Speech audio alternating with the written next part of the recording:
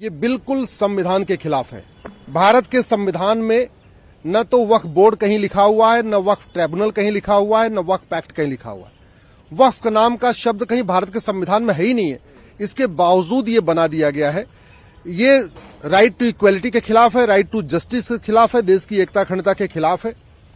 जब संविधान कहता है सबके लिए एक कोर्ट चलेगी, जमीन का मुकदमा सबका एक जगह चलेगा, तो फिर ये केवल मुस्लिम्स के लिए अलग से वक्फ ट्रिब्यूनल क्यों? बाकी हिंदू, जैन, बौद्ध, सिख, पारसी, ईसाई, यहूदी सबके जो जमीन का मुकदमा है वो डिस्ट्रिक्ट कोर्ट में चलता है, सिविल जज के यहां चलता है। लेकिन अगर वक्फ का मुकदमा है तो वो बाहर चलेगा। और आप जरा देखिए कि भारत दुनिया के 50 देशों की जितनी जमीन है उतना जमीन भारत में वक्फ बोर्ड के पास है। मालदीव का जो एरिया है वो 75,000 एकड़ है और भारत के वक्फ बोर्ड के पास 10 लाख एकड़ जमीन है। सिंगापुर का जो टोटल एरिया है 1,80,000 एकड़ है और भारत में वक्फ बोर्ड के पास 10 लाख एकड़ जमीन है।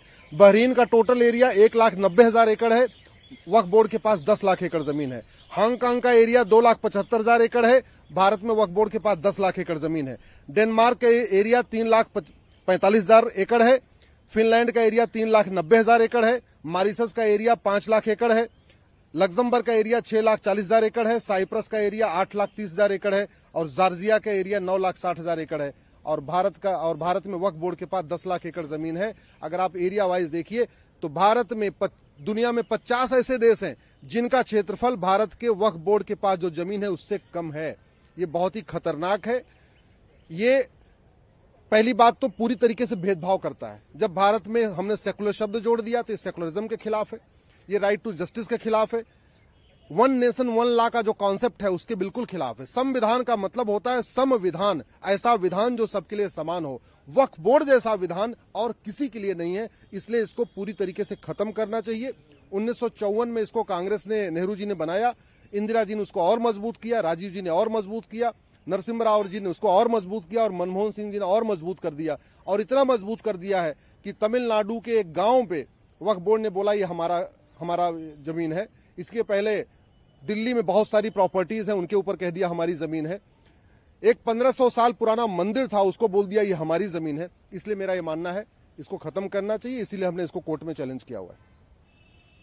ऑल इंडिया बोर्ड और साथ में ओवैसी, ये दोनों ये जो वक्फ एक्ट है उसका विरोध कर रहे हैं, क्या कहना चाहेंगे इसके लिए? मैं कह रहा हूं ओवैसी साहब वकालत किए हुए हैं, वकील हैं, बैरिस्टर हैं।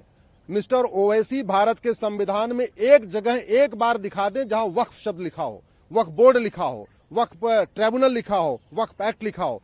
भारत के संविधान एक देश एक विधान की बात करता है, वन नेशन वन लॉ। तो कायदे से one nation one property code होना चाहिए, one nation one charity code होना चाहिए, one nation one endowment code होना चाहिए। एक देश एक धर्मस्थल संहिता, एक देश एक दान संहिता और एक देश एक संपत्ति संहिता। भैया अलग से क्यों?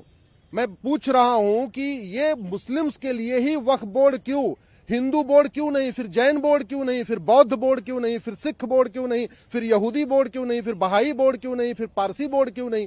केवल एक मुस्लिम्स के लिए वक्फ बोर्ड? ये नहीं चलेगा।